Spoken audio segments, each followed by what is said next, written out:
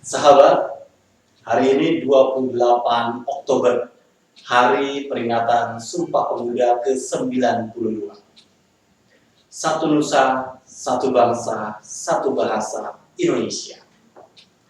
Namun tidak hanya cukup diucapkan. Hari ini, generasi muda harus mampu membuktikan dengan karya-karya nyata di tengah masyarakat. Kalau berbicara tentang generasi muda, dalam setiap zaman, generasi muda adalah agen perubahan. Mereka yang melakukan di masa kebangkitan nasional, di masa merebut kemerdekaan, dan hari ini di masa mengisi kemerdekaan.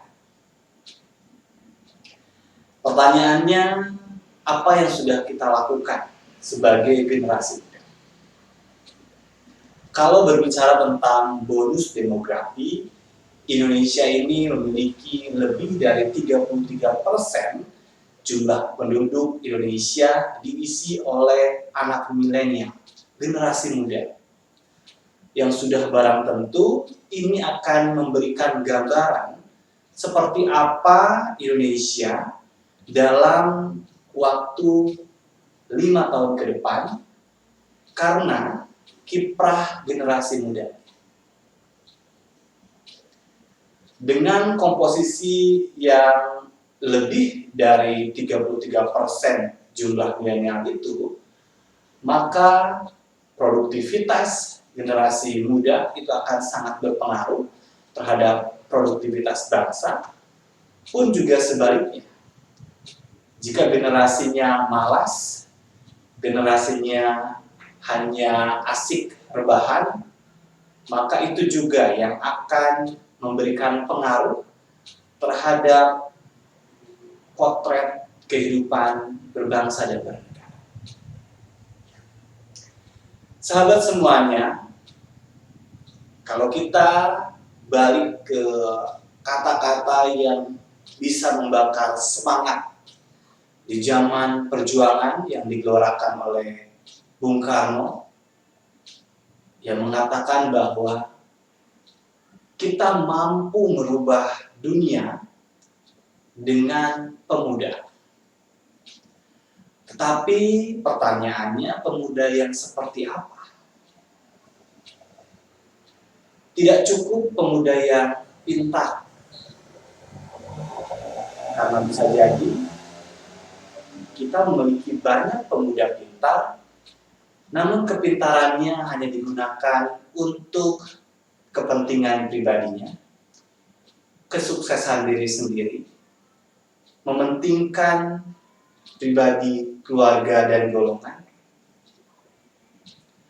Ada sebagian mereka yang mencari karir bukan di dalam negeri, di luar negeri, dengan tadi mengejar kepuasan pribadi.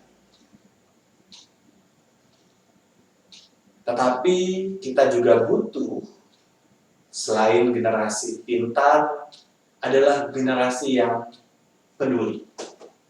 Tapi tidak cukup peduli saja. Karena peduli tanpa ilmu hanya berkuar-kuar. Maka kombinasi pintar dan peduli ini yang dibutuhkan Indonesia hari ini. Mereka yang akan melakukan perubahan karya-karya nyata di tengah masyarakat. Sahabat, generasi muda hari ini harus diakui, mereka hidup di zaman serba mudah. Kalau di masa kebangkitan nasional, kita tahu Indonesia berada di alam penjajahan. Semuanya serba sulit, dan itu yang mendorong generasi muda melakukan pergerakan. Mereka melakukan berbagai upaya nyata untuk bisa membebaskan diri dari kolonialisme hingga 1945 mendeklarasikan kemerdekaan. Proklamasi 17 Agustus yang dibacakan oleh Soekarno-Hatta. Di awal-awal kemerdekaan, generasi muda masih dalam zaman sulit, sehingga tumbuh pemuda-pemuda tangguh. Nah, pertanyaannya kemudian, pada saat sekarang ini kita hidup di serba semuanya ada, apakah kita menjadi generasi yang terlena? Karena bagaimanapun sikap mental seseorang itu terbentuk pada saat dia mendapatkan tantangan, rintangan. Tapi kalau dimanjakan dengan keadaan, ini adalah satu pertanyaan yang harus dijawab oleh kita, generasi muda, dan terutama anak-anak milenial yang usianya rentang 17 hingga 37 tahun. Jangan terlalu asik dengan media sosial. Sekalipun kita hidup di zaman teknologi, tetapi bagaimana caranya teknologi ini bisa membuat kita memiliki kontribusi nyata kepada bangsa. Jadi tidak hanya sekedar menikmati, tidak hanya sekedar nyinyir, tidak hanya mengejar followers, tetapi harus ada yang dilakukan dan berdampak nyata pada kehidupan, bukan di awal-awal, tetapi kehidupan kita di tengah masyarakat. Karena terlalu asik berkomunikasi di media sosial, ada banyak dari kita yang justru kita lebih peduli tentang sesuatu yang ada di jauh sana, sementara yang ada di lingkungan kita nggak pernah tahu karena kita nggak pernah lakukan kunjungan, tidak mendekatkan diri kepada masyarakat. Dan itu yang terjadi. Kita sering meneriakkan sesuatu untuk hal yang ya sudah banyak diteriakan, karena media sosial ini sangat mudah sekali ya untuk mengusung satu isu, tetapi ada hal lain yang sebetulnya sangat dekat dengan kita, tetapi kita tidak pernah mengetahui. Ibarat pepatah, gajah di pelupuk mata nggak kelihatan, semut yang jauh di sana kita bisa lihat. Nah, ini hal-hal yang harus mari kita introspeksi masing-masing. Sudah sejauh mana kita memanfaatkan teknologi ini untuk kebermanfaatan? Karena ini tantangan yang sangat luar biasa, dan tantangan kita generasi dalam mengisi kemerdekaan itu tidak hanya datang dari luar, tetapi dari pribadi kita. Karena tadi kita lahir di tengah kenyamanan, semuanya serba ada. Sahabat semuanya, penting bagi kita untuk terus menggelorakan semangat Sumpah Pemuda yang dilakukan oleh para pemuda di zamannya. Mereka sudah melakukan karya yang luar biasa, dan setiap zaman adalah kesempatan tentu saja bagi generasi muda untuk juga melakukan perubahan yang nanti akan dicatat dalam sejarah. Termasuk juga kita yang lahir dan hidup hari ini. Kita harus melakukan sesuatu yang akan dicatat dan akan menjadi bagian dari sejarah.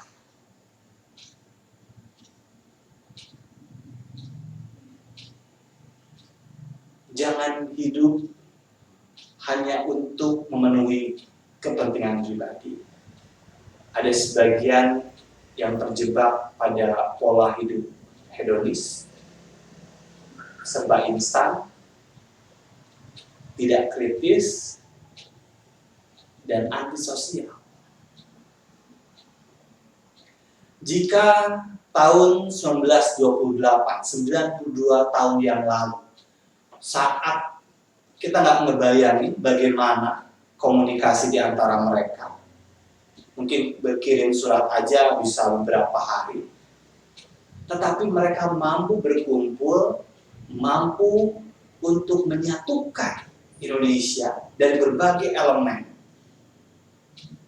Kalau kita baca sejarah tentang Sumpah Pemuda, diikuti oleh elemen pemuda dari berbagai daerah di Nusantara ini. Nah, sekarang kita sangat mudah sekali untuk melakukan komunikasi, tetapi kita terancam pada disintegrasi. Kita sangat mudah termakan berita-berita bohong yang meretakkan ikatan keluarga kita. Isu, sara sangat mudah dilontarkan oleh mereka-mereka yang tidak suka dengan persatuan dan kesatuan, dan kita karena literasinya yang masih dangkal sangat mudah untuk terbakar. Padahal kita hidup di tengah teknologi, di tengah kemudahan berkomunikasi.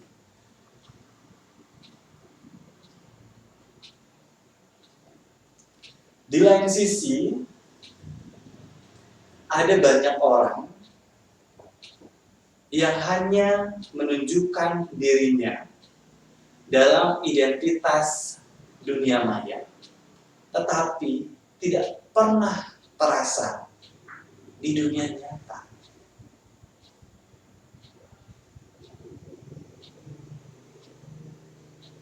Tantangan-tantangan inilah yang harus dijawab. Kita harus sebisa mungkin memanfaatkan teknologi dengan sangat bijak, dan kita manfaatkan untuk berkontribusi aktif mengisi kemerdekaan dengan karya-karya yang bermanfaat. Sahabat semuanya, sebagai generasi penerus yang harus memberikan warna terhadap pembangunan Indonesia, hari ini kita dihadapkan pada banyak persoalan, terlebih di tengah pandemi COVID-19, maka sangat relevan tema Sumpah Pemuda ke-92 ini, bersatu dan bangkit, bersatu melawan COVID-19. Apa yang bisa kita lakukan untuk sama-sama membangun kesadaran, sama-sama peduli dengan kondisi di lingkungan sekitar, dan dengan bersatu kita bangkit di tengah keterpurukan yang tentu tidak mudah. Tapi kita juga harus bersyukur kita mengalami satu masa di mana ini adalah momentum untuk kita bangkit dan menunjukkan satu karya besar untuk dicatatkan dalam sejarah. Tadi saya katakan, karena setiap zaman itu akan menemukan satu momentum kalau dihadapkan pada satu tantangan besar. Dan kita nih, generasi 2020 ini, kita dihadapkan pada pandemi COVID-19 yang tentu ini adalah pengalaman baru, pengalaman yang kita rasakan dan tidak dirasakan oleh generasi sebelumnya. Jadi kalau 92 tahun yang lalu para pemuda dihadapkan pada tantangan membebaskan diri dari penjajahan, sekarang ini adalah juga challenge bagi kita, bagaimana kita berbuat, melakukan karya yang besar. Karena ada banyak hal yang terdampak akibat pandemi COVID-19 dari berbagai sisi. Pendidikan, sosial, budaya, ekonomi. Semuanya jatuh terpuruk.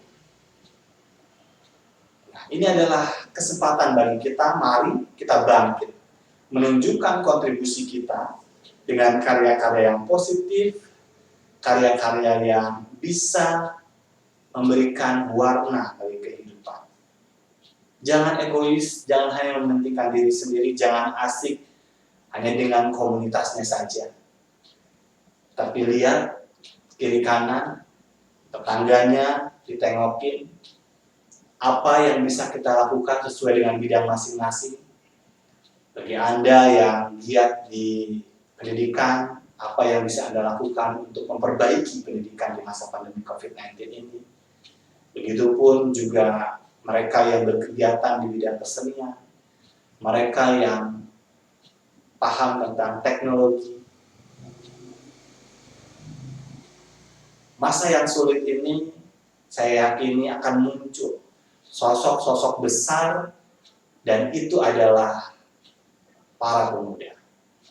Kita tinggal bagaimana kita menyadari peran kita dan apa yang bisa kita lakukan untuk bangsa dan negara. Pemuda Muara Indonesia. Perannya sangat penting tentu saja dalam pembangunan bangsa. Mau kemana Indonesia ini? Tentu semuanya sekarang ini digantungkan pada pemudanya. Sebagai agen perubahan yang memiliki peran yang sangat berpengaruh, sekarang kan semuanya berharap pada generasi muda. Tinggal tanya, apakah peran itu sudah kita ambil? Ini semuanya dijawab masing-masing.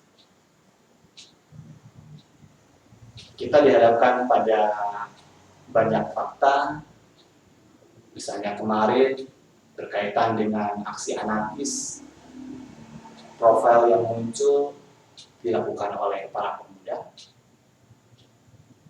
Nah, ini kan satu hal yang menjadi PR, bagaimana sebagai agen perubahan kita juga penting untuk menjaga supaya generasi ini tuh lurus,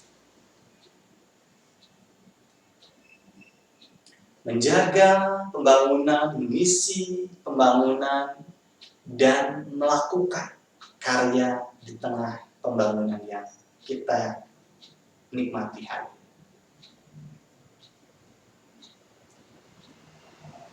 Banyak pihak menaruh harapan pada generasi muda. Setiap zaman diharapkan mampu untuk dijawab dengan karya. Dan bagaimana Indonesia ke depan digantungkan pada tangan para pemuda. Mari terus bergerak untuk bermanfaat. Mari kita melakukan karya-karya yang bisa kita lakukan. Tidak harus langsung besar.